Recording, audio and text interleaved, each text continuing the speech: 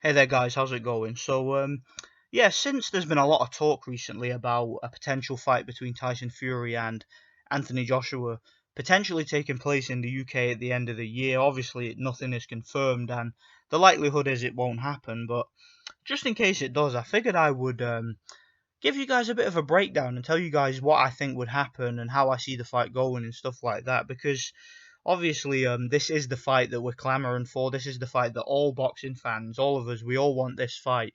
And of course, it would make Deontay Wilder's fanboys cry like the little bitches that they are, because Deontay Wilder's fans are just a bunch of little bitch boys, aren't they? I mean, they'll be absolutely on suicide watch if this fight happens, man. Like they'll be in a horrible state of mind.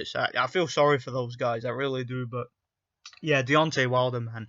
Deontay Wilder, probably the biggest laughing stock in the history of boxing. So moving on from that idiot, moving on from him, and let's talk about the real heavyweight championship, for the undisputed and lineal heavyweight title, and that is Anthony Joshua and Tyson Fury, of course.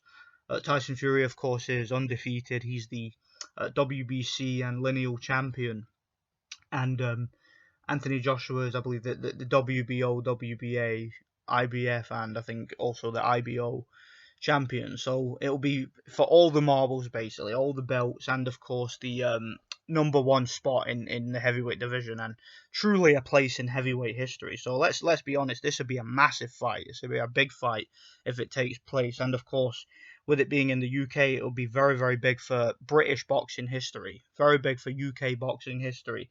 Again, I'm sorry, Deontay Wilder fans, but America just don't have any heavyweights, okay? And the whole Deontay Wilder hype train was fun while it lasted, but it's over now. It's done.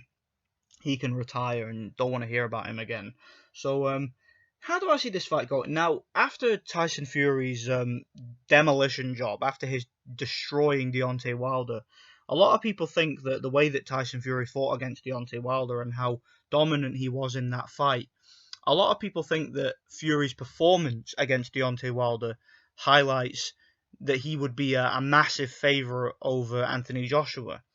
And a lot of people seem to think that he would stop Anthony Joshua, based on what's happened to them both in recent fights. Obviously, Anthony Joshua got destroyed by Andy Ruiz, and he got stopped in 7 rounds.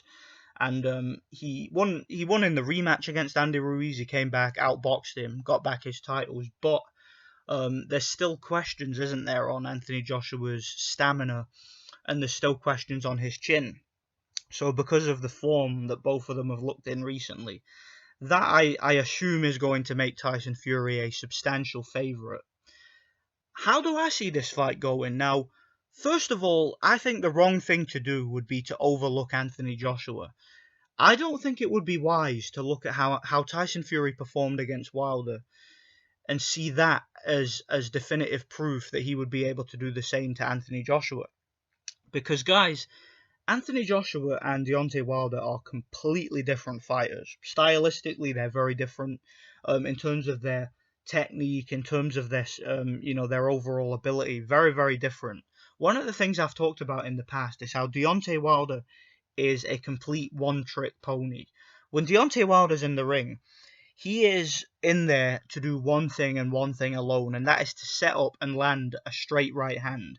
If he can land a perfectly timed and perfectly well placed straight right hand on your chin, he can knock you out with that straight right hand. Now, that ultimately leads to him being one-handed and being a one-trick pony. And I think that Tyson Fury, after the first fight, realised that. And what he did was he got inside, he got up on Deontay Wilder's grill, and he completely took that right hand away and took away the only chance, the one and only chance that Wilder had to win the fight, and broke him down and stopped him. Now, that exact same strategy, let's say Tyson Fury were to employ that exact same game plan, that exact same strategy against Anthony Joshua. I'm telling you right now, it's not going to go the way you think it's going to go if he does that, because Anthony Joshua is not Deontay Wilder. For one, Anthony Joshua is two-handed. He's not a one-trick pony, okay? He's not in there just to land a straight right hand and nothing else. No, Anthony Joshua has a jab, an excellent jab. He has a left hook, which is one of the best left hooks in boxing, right? Very powerful, very accurate. The same shot that he dropped that he dropped Andy Ruiz with, and several other opponents too. I remember him throwing that left hook even as an amateur. He did some damage with it. He's a very, very powerful, knockout artist with that left hook. He's very accurate with it. He also has an uppercut. Anthony Joshua can be quite sneaky on the inside, where he'll put his left arm behind an opponent's head, and he'll drag his opponent onto a right uppercut. It's a similar move that Lennox Lewis used to do in his career. Drag you right onto that right uppercut. And of course, Anthony Joshua has a straight right hand too. He'll throw overhand rights. So he has a variety of punches, and he can shorten those punches, and he has fundamental boxing techniques.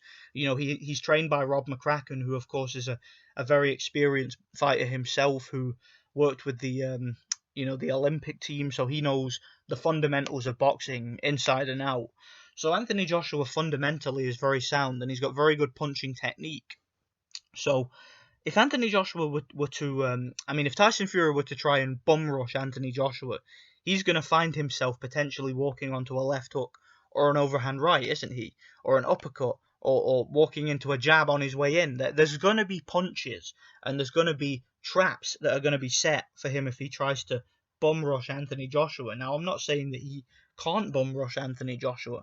I'm not saying that it can't work. I'm just saying that if he is going to fight like that, it's gonna be a lot more risky. He's gonna have to be cautious of the risks going into to fight that way against a dangerous power puncher with fundamentals like Anthony Joshua. Now, what I think Tyson Fury should do if he takes this fight, obviously if I'm assuming I'm rooting for him, his best bet would to fight his original style, how he used to fight, like when he fought Vladimir Klitschko, for example, where he was on the outside, throwing feints, moving around, trying to be defensive and trying to pot shot and trying to score points from the outside, and then when he gets an opportunity, then jump in and throw some shots. That is what I would think would suit Tyson Fury more against Anthony Joshua, because that way he could take advantage of the advantages that he has over Anthony Joshua, which is, of course, his balance, his foot speed, his footwork, his stamina, because he has the better stamina. He can move a lot better for 12 rounds around the ring than Joshua can, who, Joshua's quite stationary.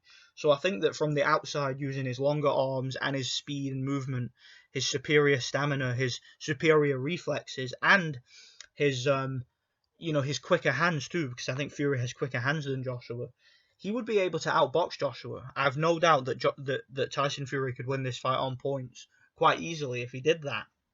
If he tried to bum rush Anthony Joshua, and if he, say if he looked at his fight with Wilder, and if he looked at Joshua's fight with Ruiz and thought, yeah, that's the way to go about it, he could be giving Anthony Joshua a much better chance of knocking him out and winning the fight, just by, again, fighting his kind of fight.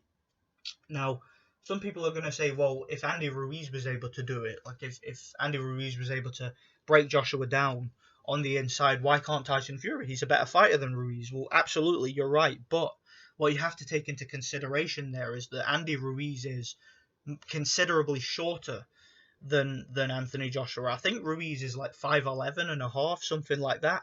And he has considerably faster hands too, even faster hands than Fury. So Andy Ruiz had a certain dynamic, didn't he? He had certain physical advantages where he was able to stand toe-to-toe with Joshua, and there was nothing that Joshua could really do because, again, he was shorter, he had shorter arms, he was much faster, and was able to get to the target quicker and was able to throw combinations on the inside. He was able to get to the body. He was able to land uppercuts. There was nothing that Anthony Joshua could do on the inside, and that is why in the second fight, Anthony Joshua decided to play the long game and try and outbox Ruiz from the outside, and he managed to outbox him pretty easily in the second fight. But the dynamics were very clear there. In the first fight, like I said, it was the case of Andy Ruiz having an advantage inside, an advantage due to being shorter and considerably quicker. Now, if Tyson Fury were to fight with that sort of strategy, let's say he decided to just stand toe-to-toe and fight Anthony Joshua, he would find himself in a situation where he was the taller man, and he's fighting a guy who's shorter than him and who has shorter arms than him.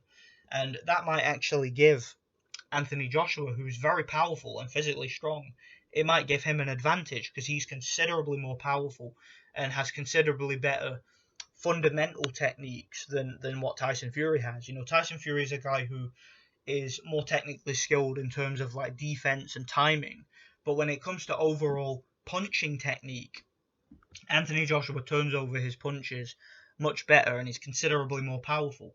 So I see that as being a very interesting dynamic there. Like if Tyson Fury were to fight Joshua, to me, the outcome of the fight depends on the strategy that Tyson Fury employs. I think it's his fight to lose. I certainly don't think that it's as easy as Deontay Wilder. Like, I don't think that this is going to be a situation where he's just going to go in there and blast Anthony Joshua out without any trouble. I don't think this is that kind of fight. I don't think that Tyson Fury is going to be able to fight as aggressively and as assertively in this fight. He's going to need to be cautious. He's going to need to be wary. He's going to need to avoid Anthony Joshua's jab. He's going to need to avoid Anthony Joshua's right hand. He's going to have to watch for the left hook. He's going to have to watch for the uppercut inside, body shots, Joshua's sneaky tactics that he uses. Fury's going to have to work for this victory. He's going to have to be a thinking man's fighter. He's going to have to be smart. Now, as for Anthony Joshua, what should he do? I think that the best thing Anthony Joshua can do is he needs to focus on the body.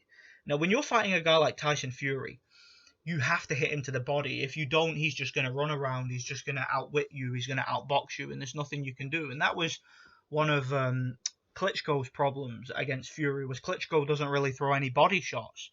And that gave Fury sort of it gave him no incentive to really overexert himself, because his legs were fresh all the way through the fight, for the full 12 rounds, because he wasn't really taking any body shots. I think if Anthony Joshua were to maybe employ a strategy where every now and then he's sticking a jab to the body, like if he looks at some of the ways that Sergey Kovalev slows down his opponents, you look at his fights, he's always working the body, he's always flicking that jab into the midsection, jab into the chest, stuff like that. That's the best way, in my opinion, for Anthony Joshua to give himself a better chance of winning this fight, because that way he can capitalize on Fury's height and Fury's extra weight and stuff like that, and just try and slow those legs down and try and make Fury a bit more stationary. And then when Fury is a bit more stationary, Joshua needs to be very, very assertive. Like, he needs to, when he's on the inside, like I said, he's going to need to rough Fury up. He's going to need to bang him to the body with uppercuts. He's going to need to hit him around the head with the right hand. He's going to need to shorten his punches. He's going to need to try and just be the stronger man inside. He's going to have to do a lot of like physical, like resistance training for this fight. He's going to have to be physically stronger. He's going to have to be physically more assertive. He can't capitulate and give ground. Like, he can't fight the way he did against Joseph Parker, where he basically was just biding his time and, staying on the back foot and just looking to pot shot.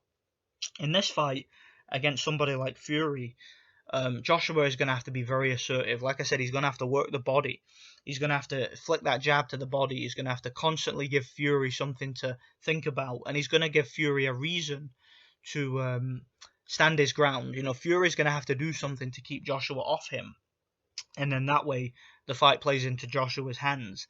That to me is how best to approach the fight from Joshua's point of view. He needs to, like I said, work the body, try and get Fury stationary, and then make it an infight, make it a brawl. Because if it turns into a brawl, Joshua might have the advantage based on his superior power and his physical strength. Because I do think he's physically stronger than Fury, and he hits a lot harder. The problem is that Fury is so much technically better in terms of defense and movement and balance and things like that. And Fury has much better stamina and much better movement. So if this fight is a technical boxing match from the outside, it's a mismatch. Fury wins on points easily. If it turns into a brawl, if it turns into an infight, I think Joshua has a very good chance at a knockout. What I can't see happening, I can't see Joshua winning on points. I can't see him outboxing Fury. I can't see it just being a situation where he does to Fury what he did to Andy Ruiz in the rematch. Can't see that happening. I think that against Andy Ruiz in the rematch, Joshua took advantage of his height and reach and his superior footwork. But he doesn't have a height and reach advantage or a footwork advantage over Tyson Fury. So that's not going to work. I think that what's going to happen in this fight, I think the most likely outcome is that Fury might survive a scare and managed to win on points. So I see Fury outboxing Anthony Joshua. I see at moments in the fight where Fury gets a bit adventurous, maybe getting caught and maybe hurt here and there. But I think the most likely outcome, let's say if you had a gun to my head and forced me to make a pick, I would go with Tyson Fury to win on points.